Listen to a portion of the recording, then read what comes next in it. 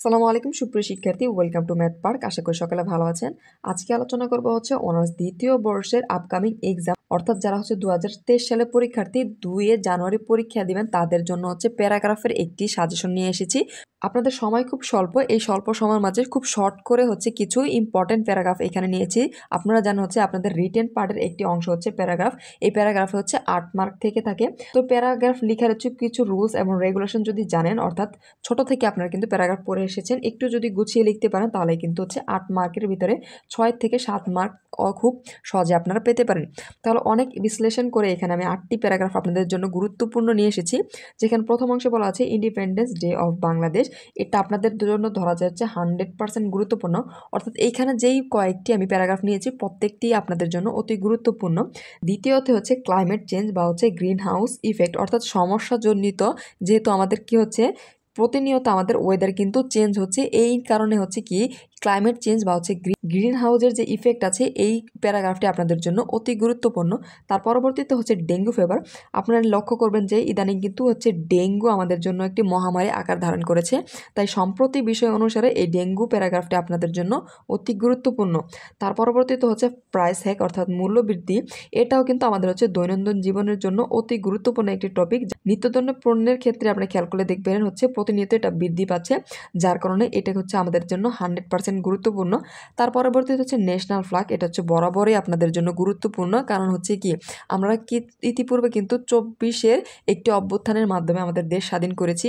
এই জন্য হচ্ছে এই ন্যাশনাল ফ্ল্যাগ হচ্ছে বা হচ্ছে ইন্ডিপেন্ডেন্স ডে, বাংলাদেশ স্বাধীনতা রিলেটেড যে টপিক আছে এটা হচ্ছে আপনাদের আনসিন প্যাসেজের ক্ষেত্রেও কিন্তু গুরুত্বপূর্ণ, এবং হচ্ছে প্যারাগ্রাফ ক্ষেত্রে এই টপিকগুলো এবারের জন্য সবচাইতে বেশি গুরুত্বপূর্ণ। কারণ দেখা যাচ্ছে সম্প্রতি ঘটে যাওয়া বিষয়গুলোর উপরে ঘটে যাওয়া বিষয়গুলোর উপরে কিন্তু ফোকাস করে অনেক সময় প্রশ্ন করে থাকে। তার পরবর্তীতে হচ্ছে এখানে খেয়াল করুন ফুড অ্যাডাল্ট্রেশন, এটাও আপনাদের জন্য কিন্তু অতি গুরুত্বপূর্ণ। তার পরবর্তী যে এনভায়রনমেন্ট পলিউশন, এখানে একটা হচ্ছে ক্লাইমেট চেঞ্জ অর্থাৎ গ্রিন হাউস ইফেক্ট নিয়ে, আরেকটা হচ্ছে এনভায়রনমেন্ট পলিউশন অর্থাৎ আমাদের পরিবেশ কিভাবে দূষিত হচ্ছে। এইটা হচ্ছে কিন্তু একটি বর্তমান সময় গুরুত্বপূর্ণ টপিক, অবশ্যই এটা পড়বেন। তারপর হচ্ছে আপকামিং আমাদের হচ্ছে 21শে বইমেলা, যা হচ্ছে ফেব্রুয়ারি মাসে হয়ে থাকে। এটা হচ্ছে একটি টপিক, রিসেন্ট টপিক এবং হচ্ছে আপকামিং গুরুত্বপূর্ণ টপিক।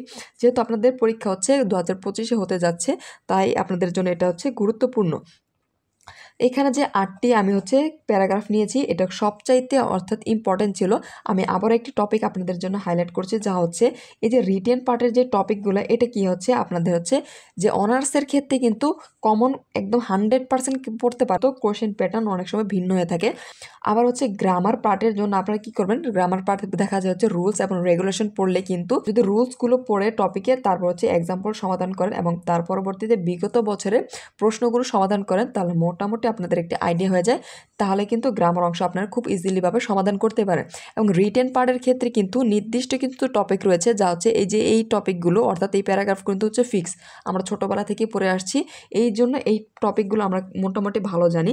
এইগুলো যদি আমরা শেষ করতে পারি তাহলে দেখা যায় এখান থেকে 8 মার্কের প্রশ্ন আপনারা ইজিলি কমন পেতে পারেন। এই ছিল আপনাদের হচ্ছে অনার্স সেকেন্ড ইয়ারে যারা হচ্ছে 2 জানুয়ারিতে পরীক্ষা দিবেন তাদের ইম্পর্টেন্ট কিছু প্যারাগ্রাফ। আশা করতে এইখান থেকে একটি প্যারাগ্রাফ অবশ্যই আপনারা কমন পাবেন। এবং ইংলিশ থেকে পরবর্তীতে কোন টপিকে আপনারা হচ্ছে সাজেশন চান অবশ্যই কমেন্ট সেকশনে জানাবেন। এবং ইংলিশের ফুল সাজেশন অর্থাৎ রিটেন থেকে শুরু করে হচ্ছে গ্রামাটিক্যাল অংশ সহ ফুল সাজেশন যদি আপনাদের দরকার হয়ে থাকে অবশ্যই কমেন্ট সেকশনে জানাবেন এবং ম্যাথ পার্কের সাথে থাকবেন। ধন্যবাদ।